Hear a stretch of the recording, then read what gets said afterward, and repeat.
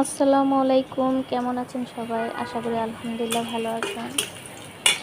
আমিও ভালো আছি আপনাদের দোয়ায়। এই যে পেঁপে ভাজি করব আজকে, কাঁচামরিচ নেই বাসায়, তাই শুকনো মরিচ দিয়ে পেঁপে ভাজি করতেছি। সামনে একটু হলুদ দিলাম, পেঁপেগুলো ঢেলে দিচ্ছি, আমি লবণ দিয়ে দিব। এই যে পেঁপে ভাজি হয়ে গেছে, এখন মাছ ভাজতেছি। সব দেশি মাছ, আমাদের এখানে জিঞ্জিরা থেকে আমার শাশুড়ি কিনে আনছে। এই যে মূলা দিয়ে রান্না করব, কাঁচামিশালি মাছ। আজকে সব অল্পই রান্না করব। এই যে শুধু দুই আইটেম রান্না করতেছি, পেঁপে ভাজি আর মাছ। এই যে সকালে নাস্তার জন্য রুটি তৈরি করতেছি। এই যে রুটি বানাচ্ছি। আমার রান্না আপনাদের কেমন লাগে কমেন্টে জানাবেন। আমি গৃহিণী, আমি টুকটাক যাই রান্না করি আপনাদের সাথে শেয়ার করি। যদি আপনাদের ভালো লাগে তাহলে আমার চ্যানেলটা সাবস্ক্রাইব করবেন।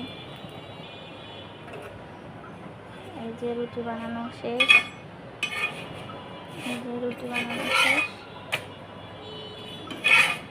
ডাল রান্না করছিলাম কালকে, মিষ্টি কুমড়া ভাজি। এই যে পাঙ্কাশ মাছ রান্না করব কষাই রাতের জন্য।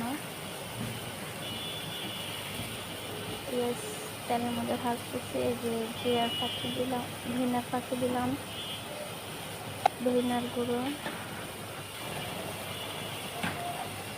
আদা রসুন বাটা। যেহেতু কষাই রান্না করব সেই জন্য একটু আদা রসুন বাটা দিলাম।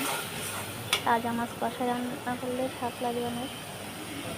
আমাদের চট্টগ্রামে বেশিরভাগ মাছ কষাই রান্না করে, কিন্তু ঢাকায় দেখি সবাই ভেজে রান্না করে।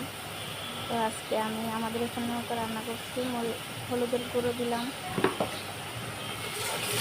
এই যে মরিচের গুঁড়ো দিলাম। মরিচের গুঁড়া দেওয়া শেষ, এখন হলুদের গুঁড়ো দিব। সব মশলা দেওয়া শেষ হলে ভালো করে এটাকে কষে তারপর মাছটা দিব। মাছটা হালকা একটু কষে তার পানি দিয়ে দিব। যে মশলাটা কষাচ্ছি, যে মশলা থেকে তেল বেরিয়ে গেছে। আর একটু হলুদের গুঁড়া দিলাম। যে মাছ দিয়ে দিলাম, পাঙ্কাশ মাছ বাজার থেকে আসছে আনছে। কষাই রান্না করতেছে।